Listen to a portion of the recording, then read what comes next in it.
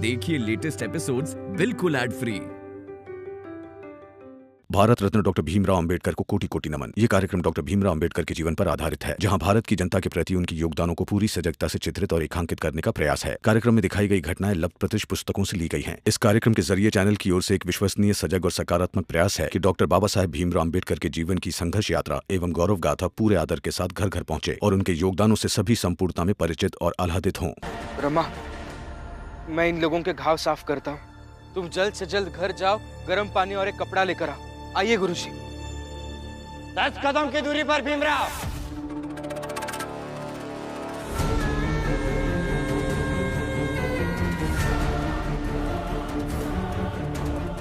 हाँ, नहीं तो थोड़ा सा खून साफ करके अपनी तरह समाज से बहिष्कृत न करा दो।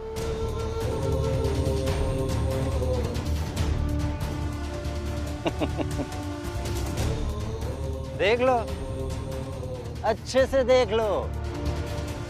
इसके लिए लड़ रहे थे तुम लोग? हालत देखो अपनी, घायल पड़े हो। मगर इसकी विवशता ये है कि ये तुम्हारे जख्मों को साफ तक नहीं कर पाएगा।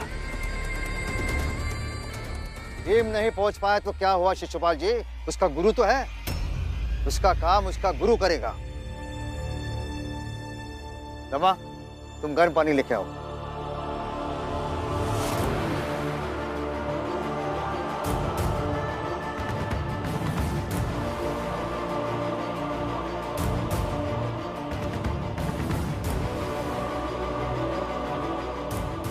रमा, ज्यादा पानी लाना। और लोग भी आ गए हैं?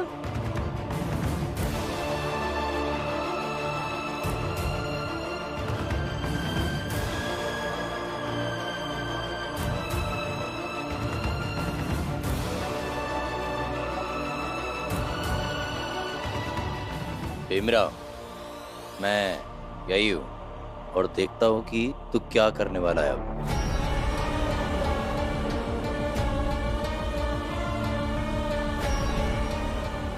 दीपक! दीपक! भीम! भीम! भीम! भीम! भीम दीपक कहीं नहीं मिल रहा है। पता नहीं कहाँ गया होगा। दीपक तो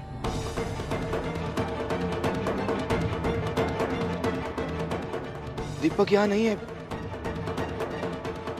कहाँ है दीपक? मुझे क्या पूछ रहा है? जगह ढूंढ। काकी आप घबराइए मत, आइए ढूंढते हैं दीपक को। बाबा, पुलिस ने तो अपना काम कर दिया। भीम की जात वालों को घायल किया और सबको तितर बितर कर दिया। ऐसा ग्रह बिगड़ा है इन छोटी जात वालों का कि समझ नहीं पा रहे हैं घाव देखें, मरहम लगाएं या फिर संघर्ष करें। अरे महिपाल, वो देख। आजा आजा आजा।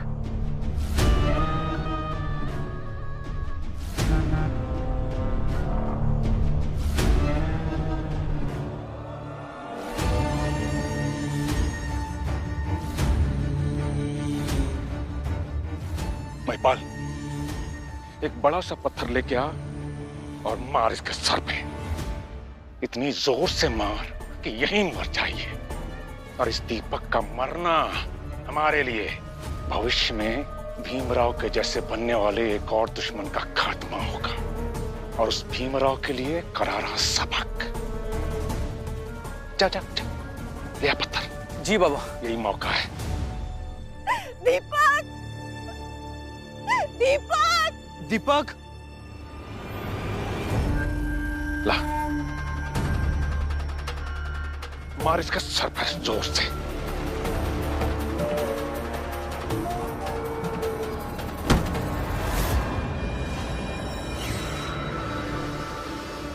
मालोजी, तुम? मालोजी? तुमने हिम्मत कैसे की हाथ पकड़ने की? हाथ छोड़। छोड़ा के दिखाइए।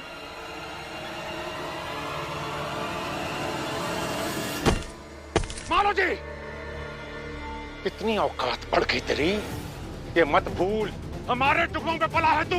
टुकड़ों पर पाले होते ना तब भी लिहाज कर लेता, लेकिन आप लोग टुकड़े फेंक फेंक कर गुलाम बना रहे थे। तब तो बड़ा मजा आ रहा था जीवन में, तब तो हम लोग ही सब कुछ थे तेरे, और आज अचानक से हम लोग बुरे हो गए। यही तो जादू है मेरे दोस्त भीम का। भीम ने स्वाभिमान की एक चिंगारी जला दी तो गुलामी का पूरा भाव ही ध्वस्त हो गया। अरे सुन, तेरे उसी दोस्त के चलते आसपास के छोटी जात के जितने भी लोग बाहर निकले ना, जाके देख देख, सब के सब घायल पड़े हुए हैं। घायल मत कहिए, मजबूत होंगे वो, और जितने मजबूत होंगे हम उतने परेशान होंगे आप। क्योंकि अगर हम मजबूत हो गए तो आप लोग फिर कभी किसी को मालोजी नहीं बना पाएंगे।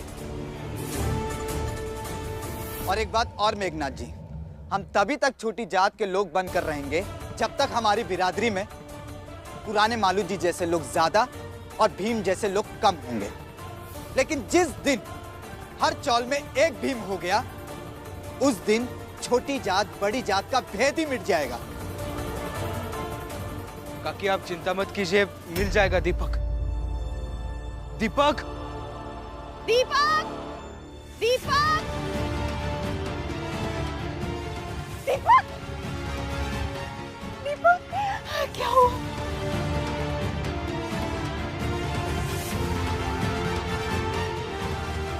मालूजी, जिस दिन हर चौल में एक एक भीमरा हुआ ना, उसी दिन से हर चौराहे पे 4-6 मेघनाथ खड़े मिलेंगे तुझे।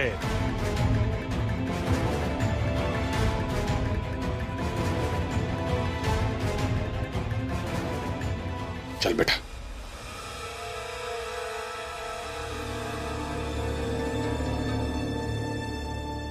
भीम,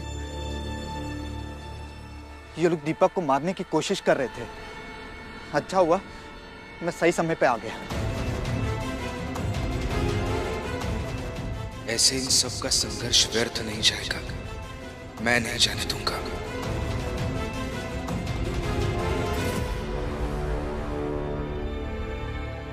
रमा, रुको। ये जो तुम पानी गर्म करके घायलों के जख्म साफ करने के लिए जा रही हो, इससे तो अच्छा ये है कि तुम अपने पति भीमराव को समझाओ कि वो जो ये लोगों के जीवन के साथ बार बार खेल रहा है, खेलना बंद कर दे। रमा, इन लोगों की बातें मत सुन, चल जल्दी चल। मैं भी साथ चलती हूँ। जीजा भाई, तुम भी? मुझे किसी की कोई परवाह नहीं है, मैं तो सिर्फ अपने पति के लिए जा रही हूँ। चल।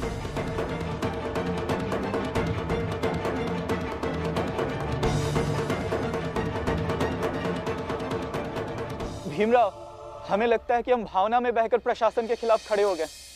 सामाजिक ढांचे को हिलाने की ताकत हम में नहीं है। हाँ भीमराव, हम मानते हैं कि तुम सोचते हो कि हर वो सभा जिसमें हमारी जात की बात हो, वहां हमारी हिस्सेदारी भी होनी चाहिए। मगर हिस्सेदारी तो तब होगी ना जब हम जिंदा बचेंगे। सही सवाल, जवाब दे भीमराव। मुझे किसी को जवाब देने की जरूरत नहीं है। और हाँ, मैं आप सबके साथ जबरदस्ती भी नहीं कर सकता। देखिए, आगे से जो कुछ भी करना है वो आप तय करेंगे। बस इतना ही कहूंगा कि तय करते समय ये जरूर सोचिएगा कि आप जो करने जा रहे हैं वो सही है या गलत। ये मत सोचिए कि क्या करने से दर्द होगा और क्या करने से दर्द नहीं होगा, क्योंकि दर्द तो होगा ही। आज नहीं हुआ तो कल आपको होगा, आपकी आने वाली पीढ़ियों को होगा, लेकिन दर्द तो होगा। क्योंकि अगर एक बेहतर कल का निर्माण करना है तो दर्द तो सहना ही पड़ेगा। बिना पीड़ा सहे किसी भी नई चीज का निर्माण नहीं किया जा सकता।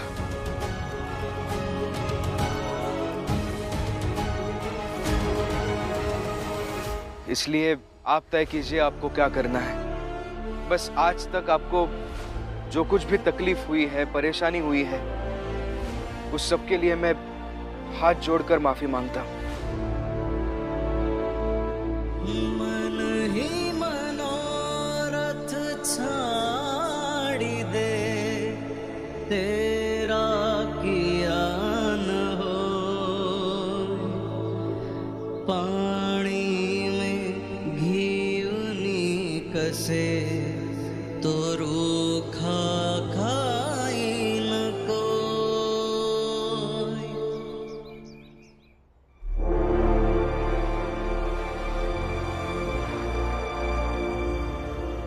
चलिए सबके घाव धो देते हैं, फिर सब ठीक हो जाएगा।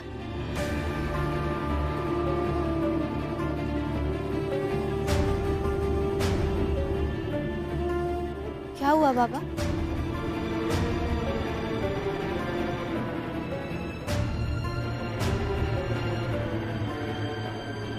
भैया क्या हुआ है? होना क्या था रमा?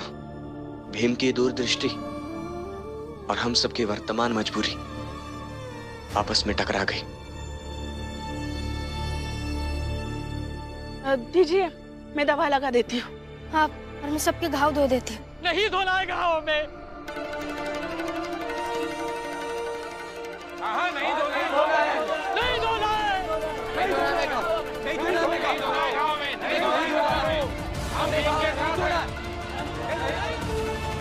सही कहा है भीम ने, पीड़ा के बिना बदलाव नहीं आएगा। हम सब मरने के लिए तैयार हैं। अब हम पीछे नहीं हटेंगे। नहीं हटेंगे। नहीं हटेंगे। नहीं हटेंगे। नहीं हटेंगे पीछे। हाँ, नहीं हटेंगे। हाँ, जाओ फिर आगे बढ़ो और तब तक मार खाओ जब तक तुम सब मर नहीं जाते। जीजा भाई, दवा तो मेरे लिए लाई थी ना, लेकिन देखो सब उठकर फिर से लड़ने के लिए तैयार हो गए।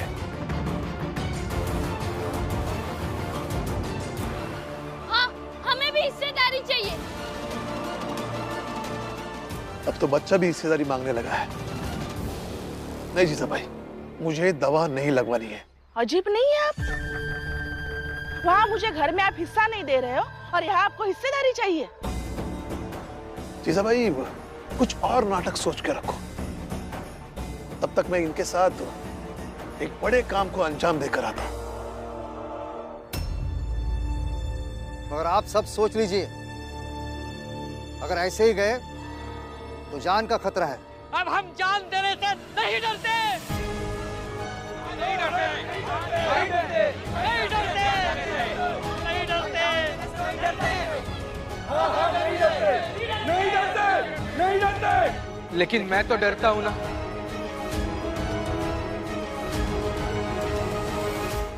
मुझे लगता है डर अपनों को खोने का।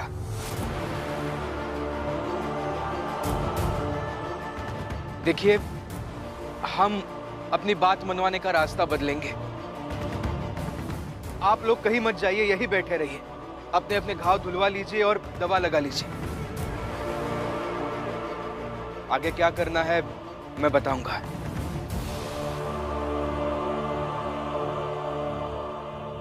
क्या करने वाला है भीमराव? आप ऐसे ही पूछेंगे और मैं बता दूंगा क्या करने वाला हूं। सोचिए, नहीं तो देखिए, देखिए आगे क्या होता है। रमा, सबके घाव धुलवा कर दवा लगा दो।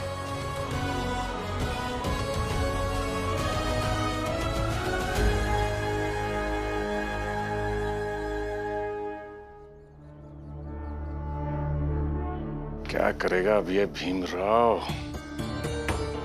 बाबा, भीमराव हमेशा से हर मुसीबत की काट निकाल ही लेता है। कॉलेज में भी तो यही करता है।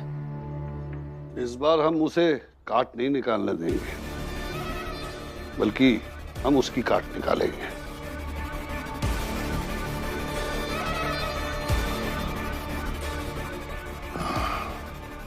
ये तरीका भी ठीक रहेगा। दरोगा जी, आप तैयार रहिएगा, अपने बड़े अधिकारी से संपर्क में रहिए। देखिए, कभी भी कुछ भी फैसला लेना पड़ सकता है, समझ रहे ना आप? जी। देखते हैं अब क्या करता है ये? देखिए, आप में से कोई भी अभी घर लौटकर नहीं जाएगा।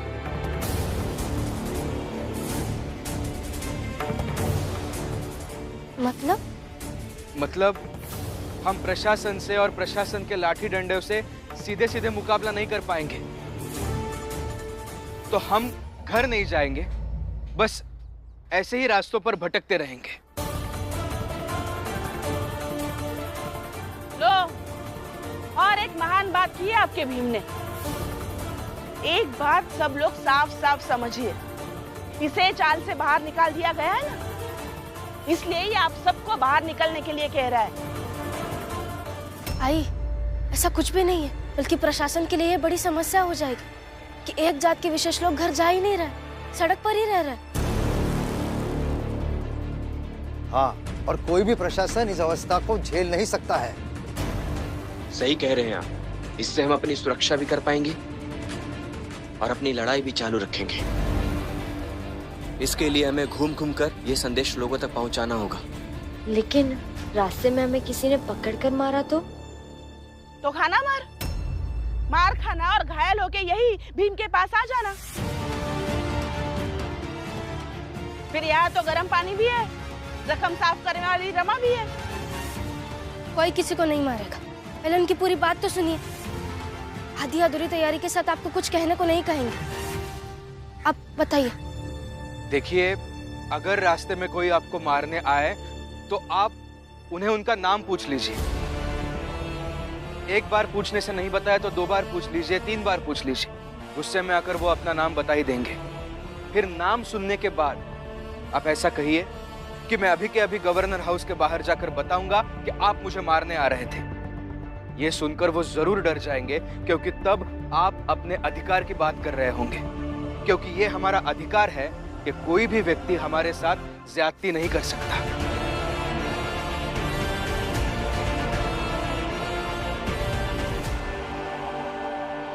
हम सब चलते हैं और जैसा भीम ने कहा है वैसा ही करेंगे।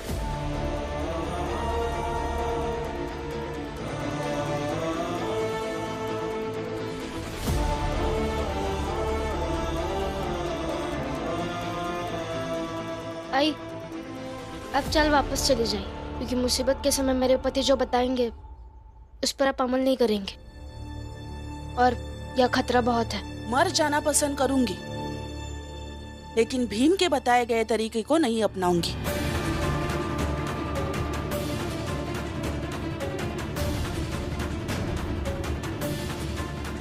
सुनिए, उम्मीद रखते कि इस बार हमें कामयाबी मिल जाएगी।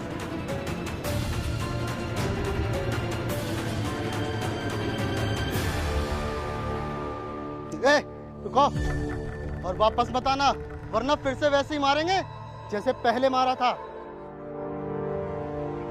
अगर रास्ते में कोई आपको मारने आए तो आप उन्हें उनका नाम पूछ लीजिए। फिर नाम सुनने के बाद आप ऐसा कहिए कि मैं अभी के अभी गवर्नर हाउस के बाहर जाकर बताऊंगा कि आप मुझे मारने आ रहे थे। क्या नाम है आपका? नाम जानकर क्या करोगे? जितना कहा है उतना करो। क्यों डर रहे हैं नाम बताने में? नाम बताइए आपका। प्रमोद नाम है। अब बोलो क्या कर लोगे? मैं गवर्नर साहब के घर जाऊंगा और जाके ये थाने का नाम बताऊंगा और कहूंगा कि प्रमोद नाम के सिपाही ने मुझे मारा, और फिर जो करना होगा वो मैं नहीं गवर्नर साहब करेंगे। समझे? अब हटो रास्ते से।